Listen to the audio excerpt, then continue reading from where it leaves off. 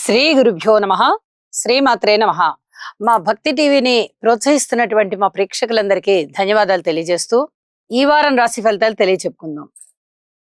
6 April 2025 నుంచి 12 April 2025 వరకు గల కాలానికి గ్రహస్థితులు ఏ విధంగా ఉన్నాయి?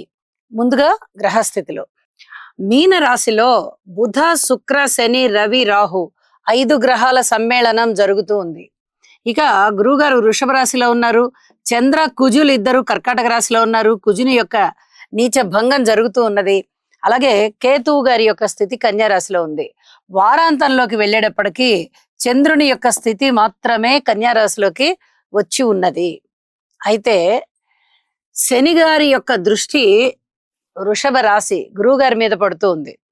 అయితే గురువు గారి యొక్క స్థితి దాదాపుగా చివరికి వచ్చేసింది, 28 డిగ్రీల్లోకి వచ్చేసింది. కాబట్టి ఇక అంతగా శనిగారి ప్రభావం చూపించబోదు. ఇది తెలియచెప్పదగ్గ విషయము. అలాగే గురువు గారి యొక్క దృష్టి కేతువు మీద పడుతూ ఉన్న కారణం చేత ఆధ్యాత్మిక చింతన ఎక్కువగా ఉండడము, దాన ధర్మాలు ఎక్కువగా చేయడము, శుభకార్యాలలో ఎక్కువగా పాల్గొనడము ఇత్యాదివన్నీ ఉంటూ ఉంటాయి. అలాగే ఇక కుజుని దృష్టి కానీ 4వ దృష్టి అయినా, 7వ దృష్టి అయినా, 8వ దృష్టి అయినా ఇక రాసుల మీదనే పడుతున్నాయి తప్ప ఏ గ్రహాల మీదను కుజుని యొక్క దృష్టి పడబోవడం లేదు. అలాగే గురువు గారి 7వ దృష్టి గాని, 9వ దృష్టి గాని కేవలం రాసుల మీదనే పడుతున్నాయి. అలాగే శని గారి యొక్క 10వ దృష్టి ధనస్సు రాశి మీద మాత్రమే పడుతోంది. అయితే శని గారు ఇన్ని గ్రహాలతో కలిసి ఉండడం గాని, కేతువు మీద దృష్టి పెట్టడం గాని ఇవి కొంచెం మానసికమైన ఒత్తిడికి దారి తీసేటటువంటి పరిస్థితులు కనబడబోతున్నాయి. అయితే శని గారి యొక్క స్థితి రవి రాహు కలయికతో ఉంది, బుధుని యొక్క కలయికతో ఉంది. చర్మ వ్యాధులు ఉండడం గాని, అలాగే పితృవంశ దోషాలు ఉండబోవడం గాని, మానసిక ఒత్తిడి పెరగబోవడం గాని, స్త్రీలతో సమస్యలు ఉండబోవడం గాని ఇలాంటివన్నీ కూడా ఉండేటటువంటి అవకాశాలు ఉన్నాయి.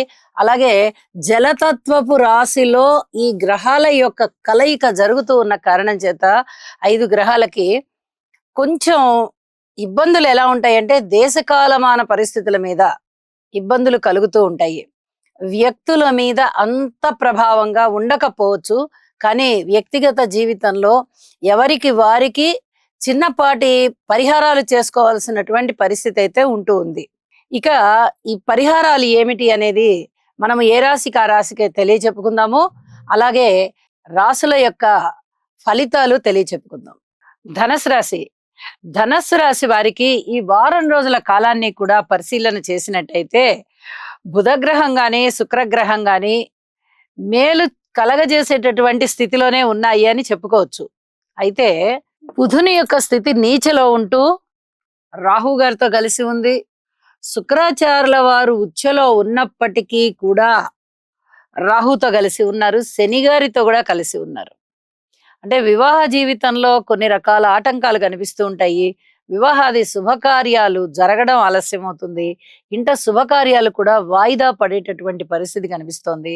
విద్యార్థులు చాలా శ్రమతో కూడిన విద్యని అభ్యసించాల్సి ఉంటుంది.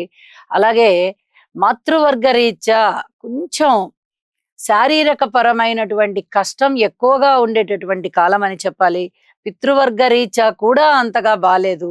ఈ రవిరాహుల కలయిక 4వ స్థానంలో ఏర్పడుతూ ఉన్నందువల్ల మనశ్శాంతి బాగా లోపిస్తూ ఉన్నది.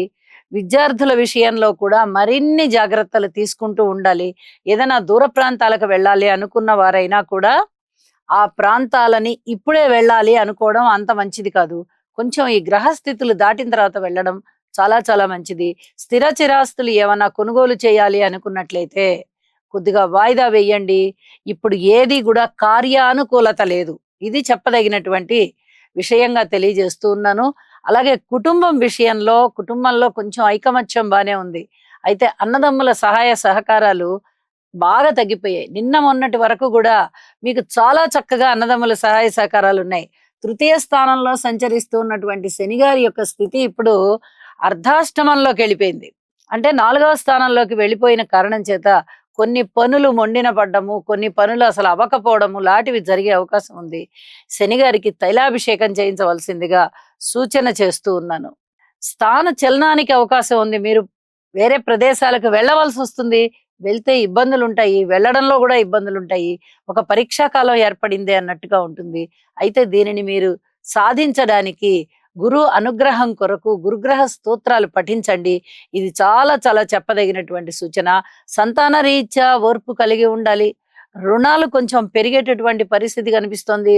రుణ భారాలు తగ్గించుకోవడానికి ప్రయత్నం చేయండి. అలాగే పితృవర్గ రీత్యా జాగ్రత్తలు పాటించండి. పితృవర్గానికి కూడా చెప్పండి. కొంచెం ఆరోగ్యాన్ని జాగ్రత్తగా చూసుకోమని చెప్పండి. ఉద్యోగ రీత్యా కొంచెం మీకు సాటిస్ఫాక్షనే ఉంటుంది. గురువుగారి యొక్క దృష్టి ఉంటూ ఉన్న కారణం చేత.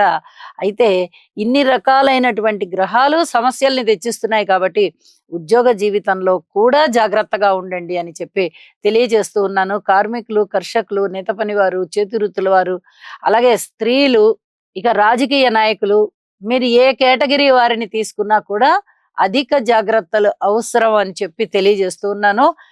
వారాంతంలోకి వెళ్ళేటప్పటికి చంద్రుడి యొక్క సంచారం దశమంలోకి వచ్చినది. ఇది చాలా అద్భుతమైనటువంటి ఫలితాలను ఇస్తుంది. ఉద్యోగ రీత్యా మీరు నిర్వహించేటటువంటి బాధ్యతలు చాలా అత్యద్భుతంగా నిర్వహిస్తూ దానికి సంబంధించి పై అధికారుల నుంచి మెప్పు పొందుతారు. ఇది చాలా మీ మానసికమైనటువంటి సంతోషాన్ని ఇంకా రెట్టింపు చేస్తుంది అని చెప్పి తెలియచేయడం జరుగుతుంది. ఒక్కసారి మీరు చతుర్థ స్థానంలో ఉన్నటువంటి ఈ గ్రహాల కలయిక, 5 గ్రహాల కలయిక జరుగుతూ ఉన్న కారణం చేత ఆ కలయిక కొరకు దాని దోష నివారణార్థం నవగ్రహ హోమం చేయించుకోండి. నవధాన్యాలు దానం ఇవ్వండి. అలాగే నవగ్రహ స్తోత్ర పారాయణాలు కూడా చేయండి. ఇంటి ఇలవేల్పుని పూజించండి. ఇవి తప్పనిసరిగా చేయండి. మరింత మనశ్శాంతి పొందుతారు అని చెప్పి తెలియజేస్తూ శుభం. కేతు గ్రహం యొక్క అనుకూలత కొరకు ఫలాశ పుష్ప సంకాశం తారకాగ్రహమస్తకం రౌద్రం రౌద్రాత్మకం ఘోరం తం కేతుం ప్రణమామ్యహం.